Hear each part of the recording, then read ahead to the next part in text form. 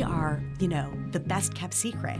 Yeah. And then we were like, well, that's the worst thing ever. For services businesses, it's less private equity. It's more what people refer to as strategic buyers. If you focus on the things that investors, acquirers care about, it's only going to benefit you. When you're building a service referral business, service business based on referrals, reputation's everything, 100%. right? Yeah. So that is something that you can use to your advantage here. So I reached out to 15 different business owners, asked for like 45 minutes of their time to learn about the market, just to understand kind of their lessons. All 15 said yes.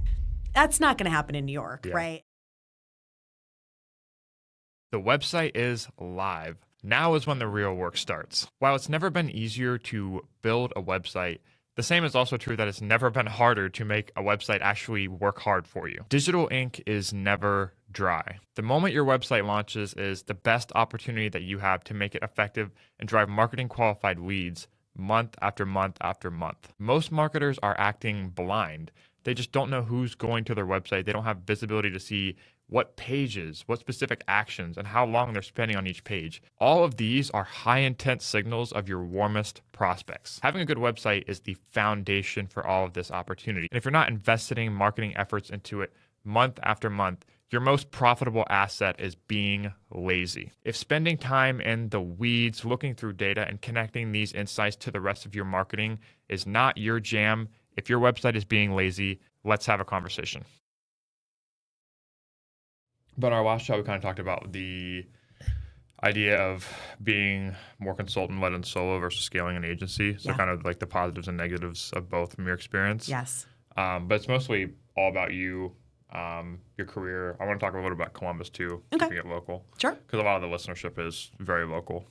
So the question I like to ask too is like, if your parent, how do you explain what you do to your parents, and kind of your career trajectory from there? So how would you answer that question? That's a very good question, and I pretty much guaranteed my parents still don't know what I do, but I think they would understand entrepreneur. They know I've started a few businesses, right? And I think they understood marketing, right? Because that's sort of a broad term from that perspective. But I think that ultimately are sort of the two paths that really describe my entire career path, and funny enough, right, started in consulting with Deloitte, went through the went into marketing, went through the entrepreneurial experience of starting my own marketing agency, and then now I'm back to consulting again, which is kind of funny. And more so definitely in marketing, but I would say probably more so in business strategy and leadership this time around. Not necessarily so specific into marketing anymore, because honestly, once you leave that space a little bit, you're really no longer, in my opinion, an expert. You really have to be in it every single day because it changes too quickly, right? So I would say I have expertise in marketing strategy, but I would not say I'm a marketing expert anymore, particularly when it comes to channels, because, really I've been sort of out of the game for a couple of years, and that's enough that it, in my opinion, removes your ability to say you have expertise in the channels. Yeah, that's really interesting. I think when it comes down to leadership roles, the thing that's more appealing to a lot of people that are hiring or people that are in agencies is the years of experience and like proof of past leadership. But then when it comes to like actual execution, it is really hard to be like, I even see it now. Like I feel like if I spend just a couple months out of a specific channel or a specific type of content, then so much has changed already, especially with the technology like we're dealing with now. Totally. Which I would love to get your opinions on too. Yeah. But kind of going back to your early days, was anyone in your family entrepreneurial growing up? I mean, so, my dad was a dentist, so I guess kind of an entrepreneur, but sort of a, doer entrepreneur, maybe not by choice, but because that's just sort of part of, being in that industry. At the same time, my grandfather actually was the first dentist in our family. And it's a great story because I guess maybe I wouldn't say he was an entrepreneur, but he was sort of a trend spotter, if you will, or at least paying attention to the cycles because he was actually a milkman. So he delivered milk, right? Yeah. And, as the, kind of, I'm going to get my years wrong, so I'm not going to say it, but, basically started to identify that convenience stores, right, were popping up and people were starting to sell milk direct to consumer, right, versus requiring somebody to deliver it. He saw that and thought, in 5 years, I'm probably not going to have a job. So I probably better think of something else to do. And then he decided, met with a man who was a dentist and started shadowing him and decided he was going to go back to dental school. And that was when he was 42. Wow. So isn't that cool? Okay, yeah, that's awesome. I know. I love that story. So, I guess that's not necessarily entrepreneurial, but I guess it kind of started the path, I think, for our family generationally, in two ways. I guess, my grandfather did that. My dad then became a dentist. My husband became a dentist. My brother-in-law's a dentist. So there's a lot of dentists in the family. And I think probably what I saw as a kid growing up was that my dad had flexibility, not where he could do whatever he wanted, whenever he wanted, obviously, because he still had to be in an office seeing patients, et cetera. And that's how it is today. Yeah. But I still saw his ability to, make decisions, right? Run his practice the way he wanted to. And I think that obviously had to sort of plant itself, right? It had to plant seeds, I think. And then I don't know, I think I was probably 10 or 11, and I just always knew I wanted to start my own business. And I don't really know why. It wasn't necessarily something I talked about with my parents. It's just I just always wanted it. I was really into, probably when I turned like 14, I was really into like the beginnings of starting to like work out, which sounds funny, but like back then that was like unique. Yeah. Like not a lot of kids were working out, right? And so we would go to this like gym, it was like a natatorium, right, in the community. And I was just like, I would totally start my own gym and I would do all of these things so much better than the way they do it, right? And I think that's something, for better or worse, my family is definitely one of critics that we like to critique a lot in terms of like, you look at something and you identify, how could it be better, right? Yeah. And I think that is definitely innately in me. And I think that is what drives a lot of entrepreneurship. Yeah, that's where entrepreneurship starts, is seeing the way things are currently done and then putting your own twist on how they could be improved. Like there's so many different, when people say that they don't know what business to start, it's like almost the opposite probably for people like you and I, because we can literally see there's a business that's, obviously what becomes important changes a lot, but when you have like technologies that are coming out like now, there's so many infinite applications where you could point the fire hose to build a business around. Totally. I love that analogy of your grandfather and the milkman, like seeing where things are going. I think that's very applicable to the environment that we're in now, in terms of what people are thinking and maybe the writing on the wall in terms of where the value is headed. Yeah.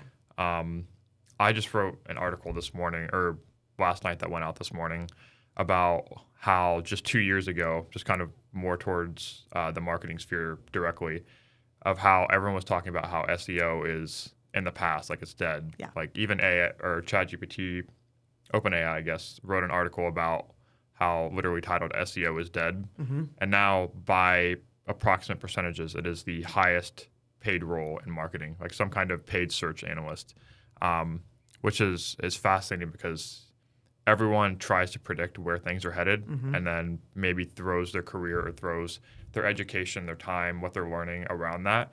But at the end of the day, it's like no one really knows, Correct. So is there ever a point in your career kind of where you had to maybe do something similar to where your grandfather did on the milkman side and think like, how can I be prepared for what's coming and, orient your time or focus towards that? Totally. I mean, two things stand out. They're not as bold. They're not going to sound as bold or exciting, as what my grandfather did. It's such a great story. But, I think for me, when I made the decision with my business partner to launch an agency, right? We came from sort of corporate marketing, right? So we were sort of jacks of all trades. We did it all, right? At the time, this was in 2006, right? So it's like TV, radio, web, paid was just like getting started and even being something in the ecosystem. And so when we started our agency, we were really sort of anything anybody would pay for, right? At the end of the day. So if it fell under marketing, even if it, might have been like over here, we were still willing to do it, right? Because you're scrappy and you're trying to build a business. And fairly quickly, I think, within the first year, the questions we continually heard, and we worked with mostly small business owners at the time, right? But the question we continually heard was, I'll do marketing all day long if you can just help me understand if I put $5,000 here, what's it going to return? Or will it return more than I spent, right? That ROI question would come up again and again. And what we found was we really could only answer it with clarity and confidence with digital.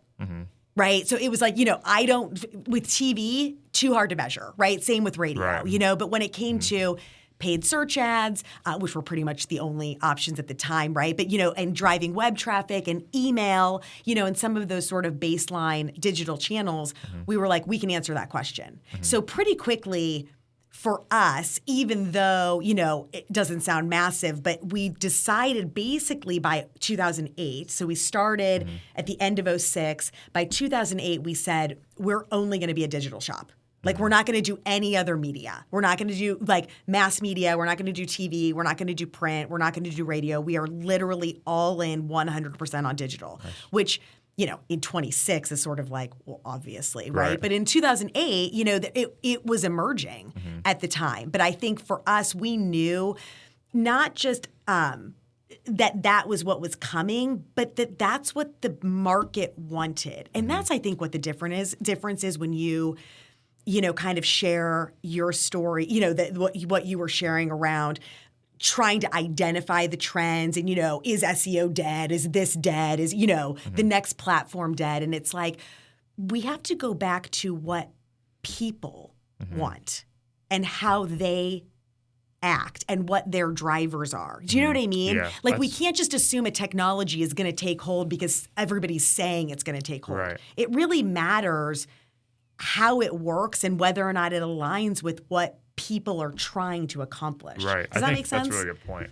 It brings up the interesting sort of idea that a lot of times clients know the outcome that they want, but they don't always know how to get there. So sometimes you're making recommendations that may sound off color or contrary, but you have to be the one to kind of like hold the torch for them and say like, okay, this is what we're going to do, but it leads to the outcome that you want, right? Absolutely. And I think nowadays it's like this. It's very, by the way, 06 to '08 is a great time to start a business. I think we talked about that a little bit in our first chat. Yes. But like, especially nowadays, like people, it's such a dynamic environment. There's all this opportunity, and it's almost a lot of times people, freelancers, consultants will come to me. It's like they just don't know where to start. Is it, leaning on my expertise? Is it starting something completely new? Is it learning something that I don't have any comfort in doing, like, because things are changing so fast. But you talked about the early days of starting Adept, 06, 08. And you niching 100% down into digital, taking that, planting that flag in the ground. Something that we've done recently too is kind of defining a niche. Did it feel like you were ever in the beginning saying no to things that you previously would have said yes to? And were there any challenges that came with that? Absolutely. I mean, and that really is when you build a strategy or make a decision in a business, you can say anything, right? We do this. But when it comes to actually living the decision, that's when it matters, right? And so, you have to hold you have to hold yourself accountable and have that level of discipline to say, we said we're going to be digital only, so we're going to say no, which means turning down revenue, right? And when you're in the beginning, I mean, frankly, when you're an entrepreneur, any time you turn down revenue, it's a hard decision to make. Scary. You know, I don't care who you are or where you are, but Very scary. you know, in the beginning, when every dollar literally matters, right? Yeah. And you, particularly as you're trying to build a team, and you have to pay for them, right? And you have to run payroll, and you know, it's easy to say it out loud, you know what I mean? But it's very difficult to make those decisions. Yeah. However, those are the opportunities and those are the chances where what you believe in and how you've chosen to run the business, that's when it matters. Does that make sense? Yeah. Because in those moments, if you say, okay, you know what, we said we're going to do digital, but we're going to do all this other stuff over here just for a little bit longer. Yeah. You never actually focus and execute on the strategy if you're still doing the other stuff, right? Yeah. So yeah, it's super hard, but I think it comes down to a level of discipline and an accountability to yourself to say, we said we were going to do this. Do we still agree, right? Like this is the right strategy? If yes, then we have to live it, right? Yeah. And it's very difficult to do, but you are pieces of advice I give all of the time is you can't understand it till you do it and live it and experience it, right? You can't hear me saying it because it doesn't really matter until you experience it. But I can definitely say that when you look back on those points, those are the meaningful transitions that really made a difference in the business or in life. You know, I mean, in whatever you're making a decision on, those are the points that really matter. Yeah, it's so crazy because I had almost the exact same conversation with Bill when he niched 100% down into just doing data and analytics. Yeah. Like he literally, I called it in the best way possible, like the audacity to say, hey, he went to, I think it was Abbott was the company that he was working with. He said, hey, guys, what will you pay me to do? What holds the most value? If you're having that direct conversation with your clients, with the people that you care the most about, saying, how can I add more value to you? Like really going niche and saying, you are the people that we want to serve. How can we become more valuable to you? I think that's a lot of times, I think what hard looks like as you progress just in entrepreneurship or as a founder changes. In the beginning, it's a lot of the tactical stuff. It's a lot of the learning, how do I do this? Can I push myself to do things that I haven't previously done on the tactical side? But then I think as you progress, and I'm kind of at the genesis of this now, like the hard looks like having conversations that you just don't want to have and getting yourself over the hump to where it's like, on the other side of this, I'll have a lot more clarity, whether it's the people on your team, whether it's meeting new people, whether it's getting on camera when it's not the easiest thing to do all the time. Yeah. That's what hard looks like as you progress. Totally. And the more times you're willing to have the hard conversations, I've always learned, whether it's with your realtor and telling them to back out of a property after the inspection, which is a very recent case, or it's like deciding to sell a business, which impacts multiple people, which is something that you've actually been through. Like, what are something, having gone through the acquisition process, that because there's a lot of things that I feel like people who hear our business was acquired, they view that as success, and in most cases it is 100%. Like, not every business, I would say probably 99% of businesses are not built to sell. They're not built elegantly enough. They can't prove a sales system. The founder hasn't delegated eloquently enough to be able to prove that there's business value. So even taking one step back from that question, how did you build an agency that was, appealing to investors? Was there anything that you did from the beginning that you think put you in that situation that a lot of other agencies don't do? That's a good question. And it's interesting to think about it, obviously now being past it, and having that perspective. What do I think that we did that kind of set us up for that? I think two things we did, and then one thing we didn't do that we should have, frankly. I think the two things that we did is, one, and they're somewhat related, but one is we were very strong executors. So everything we said we would do for clients, we did, unlike, unfortunately, a lot of agencies and businesses, right, that say we're going to do all these things and they're great at selling you this thing over here, right? But when you 6 months later look, you're like, you did nothing, right? Right. You promised 12 things and you did like 1.5, right? That stuff drives me insane. So I think we really did well from an executional standpoint. Part of that was we did well with process. It was a lesson learned. I mean, people that worked at Adept would be like, "Oh, you've got to be joking, Danielle." But we did. I do think we learned over time. Listening, Yeah, exactly. We learned over time that in order to deliver a consistent experience for the client, we did have to go through the steps of figuring out like, how do we want to do things, right? And actually write it down. And I know that sounds so lame and boring to most of us who are creative and entrepreneurs and all of these things, but man, that was a huge difference, And then I think we ran the business like a business, right? It wasn't, frankly, like my business partner and I's like personal bank account. Yeah, you know what I mean? And exactly. there's some financial discipline there that I think we started with from the beginning, so that also there wasn't all this mishmash and kind of like, is the business profitable? Is it not? Because, that can be very difficult at the beginning for most entrepreneurs, in my experience. What we didn't do was really figure out our sales process and approach.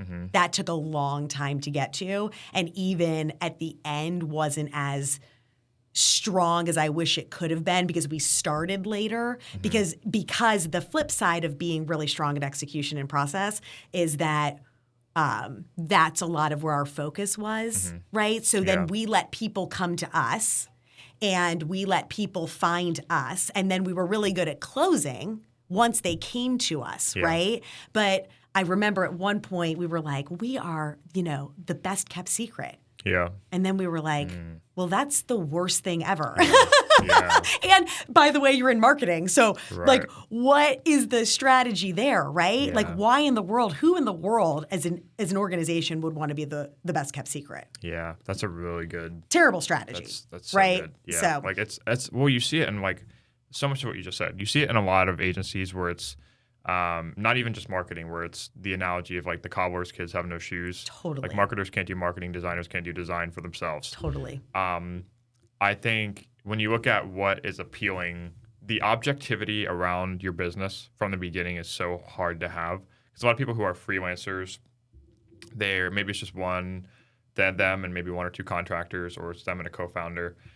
It is so close to them that they cannot have the objectivity around A, the finances, and B, the actions that grow into growing the business. And just say, like, if I were to go back 1 or 2 years when I first started, I was like, I would have as much objectivity as possible and just saying, okay, this is the business. This is everything that's coming in. This is where leads are coming in. This is the execution side, which you guys are experts in. And this is the work that's coming out. And what are the levers that I can pull to change the things that are lagging behind? Yeah. It's so hard to do that. Like, you attach, especially as entrepreneurs in the beginning, you attach so much of your self-worth to the things that are going on, because it's literally, it's like it's everything to you. And it's like, it's how you're spending your days. You take client feedback way too personally, and a good day at work is a good day at life, and a bad day at work is a bad day at life. Didn't say that the most eloquently, but that is a nutshell. Absolutely. I think too, like, it's really hard to build a sales process when I think at the end of the day, a lot of us are going to be referral driven, no matter how articulate or creative you are around being intentional on creating those. Yeah. And from an acquisition standpoint, like a private equity firm, they're looking at, from my understanding, being on the outside, they're looking at a repeatable sales process that's diversified, so like multiple channels. Even if it is referral driven, that proof that you can repeat that with someone that's still going to be there afterwards. They're looking at really good execution. They're looking at really good client results, and they're looking at scalability. So time into the market, where the value is headed. What are some things that people who have never been acquired or have never been through the process, maybe some misconceptions that they would have about what goes into it? Have you ever read the book Built to Sell? No. By Warlow? I have not. So that's the long and short of that book is a creative agency owner who is doing all the things, selling everything to everybody, does like full service marketing. And the story it's a storytelling book of his process of niching down to just doing logo design for food service companies. And everyone thinks he's crazy. He's like, why the hell are you turning away all this revenue? And he's like, okay, we have 3 packages. We have a $10,000 package, design plus he has like 3 very different productized services. Yep. And he lays off half his team. And they eventually down the line, he goes through a super emotional sales process after he's a very successful, high margin business. And a lot of times people reference the story like he has an acquisition offer and he goes to a vacation home. And he said, when I first started this acquisition process, I had a number in my mind and I wrote it down on a piece of paper, and that's what I would say yes to. And it was appealing that it was going to be higher, but then he had to remind himself, like, this is a number that I settled on. So like, it's a very good read for like the emotions that go into the acquisition process. For sure. From someone that has never been through that before or doesn't even know anything about the story I just told, what are some misunderstandings about being acquired that most people think about? Oh, man. Probably misunderstandings would be that it's sort of the end-all, be-all of success. You know? I don't think there is an element of achievement or accomplishment, right, that comes with it. But it is not the defining moment of success. And frankly, if you had a very successful business generating great margins, right, and you never sold, that would still be a highly successful business. You know, so I do think there is truly, that's probably the biggest one, right? That the pinnacle of entrepreneurship is selling your business. Yeah. I don't think that is true. You know, that it is an experience that I do think is beneficial to have if you think about your journey as an entrepreneur and trying to experience the different ways, right, that it can all sort of pan out. But I would say that's probably the biggest misconception. I think probably too, just as you were kind of sharing that story, you know, and we've been talking, I think probably another one is that for services businesses, it's less private equity. Yeah. It's more what people refer to as strategic buyers, right? So private equity oftentimes is trying to get into something where they just see that a business operates has a great business offering, right, with appropriate margin, and they want to come in and figure out how to make it more efficient. Yeah. Right? And then bigger than what it is. For services business, that is more rare. It is typically more strategic buyers who might have funding from venture capital or from private equity, right? But they themselves are not actually private equity. They're an operating business as well, typically in a similar field that wants to expand what's called basically inorganically, right? We buy expansion and growth versus, you know, working harder and building a sales team and trying to inorganically grow it. So I think that's probably another thing. I think particularly for people in services businesses, agencies, right? That it's much, much more likely that that is going to be the opportunity that makes sense. That's how ours was, right? It was a strategic buyer. I was not looking to sell. I was not on the market, you know, but it was somebody who approached us and, you know, had an offer that, you know, I couldn't refuse, ultimately, is what it comes down to, financially. Yeah, that's awesome. I think, and even if like you, kind of the gist of the book was, even if you don't have intentions to sell your business, it's still a productive activity to build it in a way that's sellable, right? Absolutely. And that's like work. It's like the exact contradiction of like what is easy in the beginning. You're saying yes to everything, and you have to grow through that phase. You have to go through the growing pains of the no's, you know, the things that are hard in the moment, and having the hard conversations that leads to the outcome that you want. Yep. Yeah, I mean, and to be completely like, I think it's higher than 99% of people, or of services businesses especially, that ever get to the point where they're even remotely appealing to an investor. Like you have to have, Totally. And I think too, like give yourself a little bit more credit. Like you being very strong executors is a very appealing thing, and it also, the actions of that, you probably documented your processes really well. You had a lot of information that provided context around why this would be an appealing offer. Totally. So even though mistakes could be made, you know, like it's hindsight's always 20/20. There's a million things. Like we've only been in business for 3 years. There's a million things I would do differently. Absolutely. We even talked about it before recording like this podcast. I would have niched it down differently. I would have been more directive. Like, it's so hard to not get bogged down by that stuff and just be excited for the opportunity that you do have, because that's like the uncapped upsides. There's always more opportunity, and looking back, there's things that you just can't change. Absolutely. And I think probably two thoughts. One is exactly what you said, which is I think of the analogy of the home improvement shows on HGTV, right? And it's like these people have lived in their homes for 10 years, then they decide to sell it, and that's when they create all the awesome spaces, right? And they make their kitchen better. And it's like, and I always looked at that and thought, well, that's got to be such a bummer, right? Yeah. Like, you never even got to use that awesome kitchen. You had like the crappy kitchen forever, right?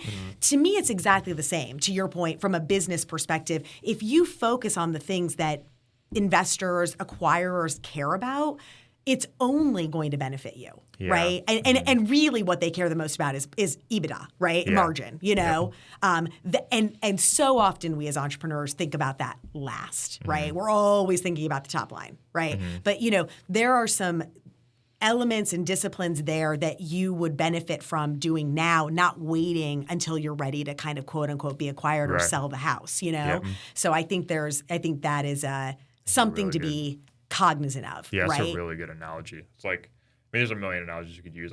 I'm privy to fitness analogies because they're just like so applicable to like life and like doing the hard thing and all that. It's like the one that came to mind, just as a side example, is like the idea that like the wedding's coming up and you want to get in shape at the last moment. Yeah, that one hit for me. But like, so one of the things, to your credit, one of the things you did do very well is you had the initial foresight of treating it like a business in the beginning. Being in Columbus, like, what are some of the advantages or some of the opportunities that people have being, local? I mean, Bill and I described it as like a big small town. Like, there's a lot of upside. There's a lot of close relationships. I swear, like, everybody, there's so many mutual connections that I've met that I was like, man, you guys know each other too. Did you guys ever experience, what was your experience of building in Columbus? And do you think that provided you with any opportunities that you might not have found anywhere else? For sure. Absolutely. Right. And great example, right, is I moved away from Columbus while we were building the business here, right? And I moved to back to Northeast Ohio. And obviously at any point in time, I could have moved the business to Northeast Ohio and grown it there, right? It would have been more conducive and convenient, right, to my personal life. But the opportunities in Columbus are really, they're so great comparatively, and I think that it starts 100%. I totally use that descriptor of Columbus, which is a big small town. So we have a lot of the amenities and, the good things that come with being in a bigger city, but at the same time, it is still a small town, and reputation really matters, right? And when you're building a service referral business, service business based on referrals, reputation's everything, 100%. right? Yeah. So that is something that you can use to your advantage here. I also think that being in the Midwest, which is obviously grander than being in Columbus, but I do think there's an element there where people are willing to network in a different way. They're just more open, case in point, and I know this isn't about Columbus, it's more about Ohio, but we were looking to expand up in Cleveland. We were going to build an office up there. And so I reached out to 15 different business owners just to meet with them, ask for like 45 minutes of their time to learn about the market, just to understand kind of their lessons. All 15 said yes. Like, that's not going to happen in New York, right? And that's not going to happen in LA, and that's not going to happen in Austin even, like, it's not going to happen places like that. So I think the fact that Columbus is in Ohio, and then with Columbus specifically, I think one of the huge opportunities, and the community talks about it a lot, but you really don't understand it till you have lived and seen and tried to hire in other places, but just the benefit of Ohio State being here and the access to talent because of that. And I would say, in addition, not just to Ohio State, but the other really large companies that are here, right? It creates an ecosystem that allows small businesses to take advantage of, right? Because there's talent here at a different level than there are in other communities in Ohio. Yeah, that's so good.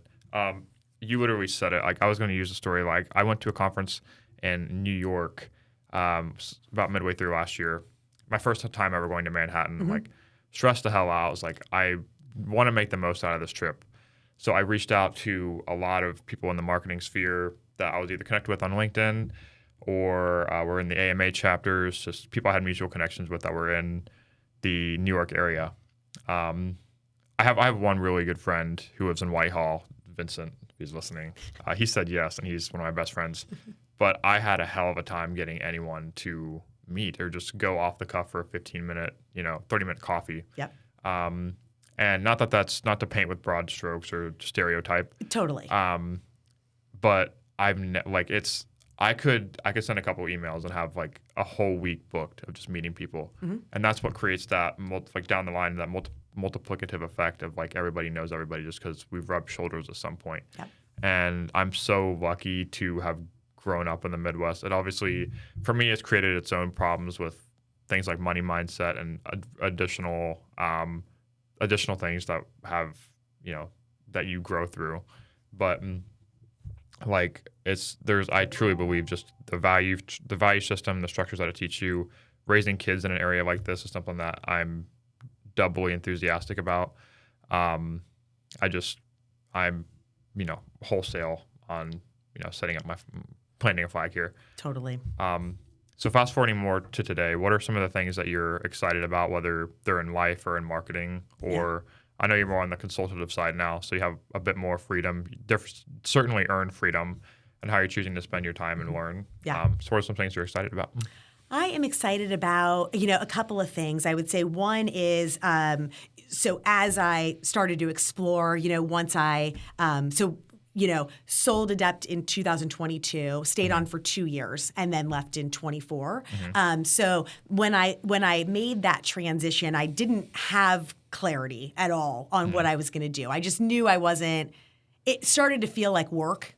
And it never felt like work. And I know that sounds super cliche, but I just think, my goal was always what I loved about not just entrepreneurship, but what we were doing was I loved what we did. I loved going to work every day, right? I mean, I wanted to get up in the morning. I couldn't fathom, you read about people who like get up, or the scary Sundays, right? Or that sort of thing. And I'm like, I just can't.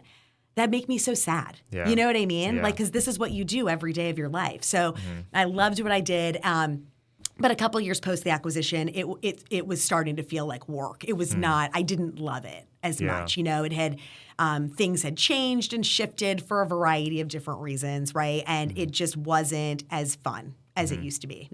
So I made, so I transitioned out, but without necessarily like, okay, this is what I'm going to do next, right? I knew that I wanted to be in another business, right? I knew I wanted to own another business. So I actually went down the path and started evaluating different businesses to get into, right? And you talked about, as people are trying to figure out their entrepreneurial journey, it's like, do you do what you are good at, that you already know how to do, or do you do something in a totally different industry? And, at that point, I was going through all those same questions, right? And what I came back to was that it is, you can do anything. Right? I mean, you can do anything and be successful at it. The question for me was, what was going to be less intense to get started, right?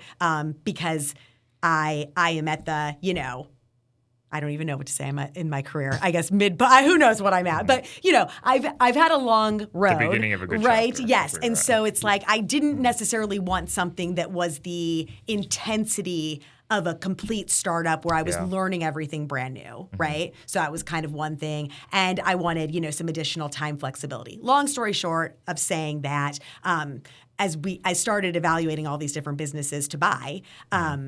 I came back and I'm like, my husband owns one dental practice. He knows how to run a dental practice.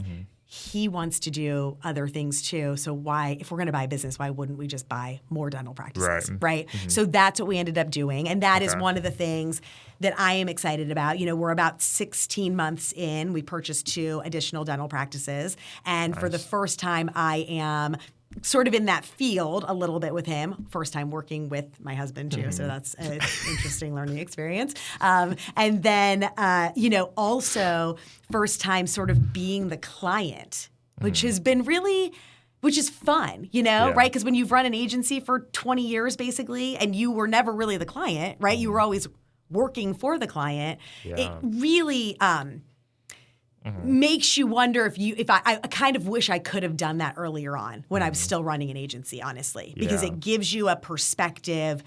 I literally there are days when I'll sit and I'll be like, I know exactly what our clients meant now when they said like, this process was broken, right? Or like this meeting wasn't as effective, right? And it was, you always wanted to improve and you were trying to get in their head and understand it, but man, I just get it now. So I love that. It's fun for me, right? It's a different role than I've ever been in, and I'm doing different, stuff than I've ever done. So I love that. And then the second piece would be the leadership coaching and sort of the business strategy work that I'm doing with other businesses, entrepreneurs. So I do, I love working with entrepreneurs, right? Yeah. Not to say that I can't work with other people, but I love people that have started their own business and want to figure out how to grow it, right? And get better. Once they've validated product market fit, that's my favorite, right? I don't really love the I have this idea, let's go figure out if people want it.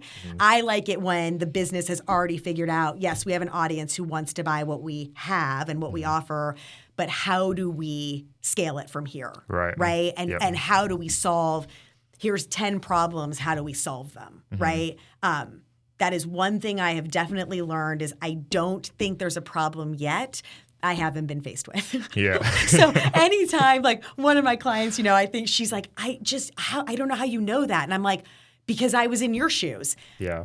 And we had this problem for the first time too, right? So I was just like you, but now I've been through it. Yeah. So now I can share that knowledge with you, right? So that you don't have to go through all the mistakes that I went through. So that I just think that is so fun. And there's an element of, one of the things I didn't share, this is a long answer to your question, but one of the things I didn't share was that I do think another way in which we set the business up successfully for acquisition was I moved myself out of being needed in the business to deliver the work. And the way I did that was because we implemented EOS, the Entrepreneurial Operating System. And that we did that in 2017. It was an absolute game changer for the organization. I'm very passionate about the concepts of it. I'm obsessed with it. And so some of the concepts, now are things that I help other businesses understand how to implement because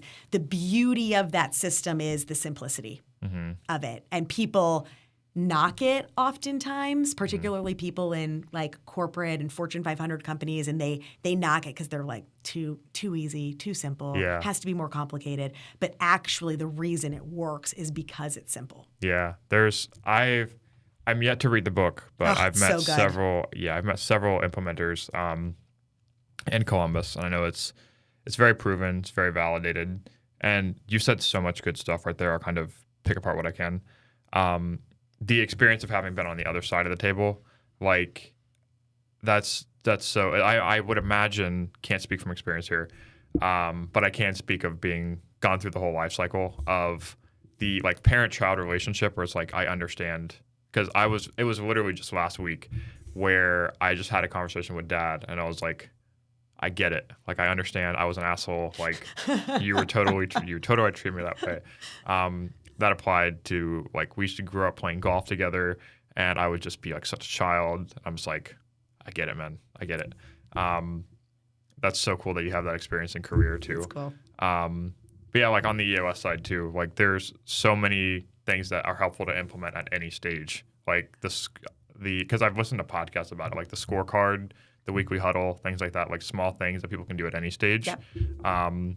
And I think if you've been through the experience of having it work for you, that's why you're so passionate about sharing with others, because there's so much, maybe trauma is an extreme word because it's kind of a golden handcuffs, but so much hardship that you go through when you're in the early stages of managing everything. Yes.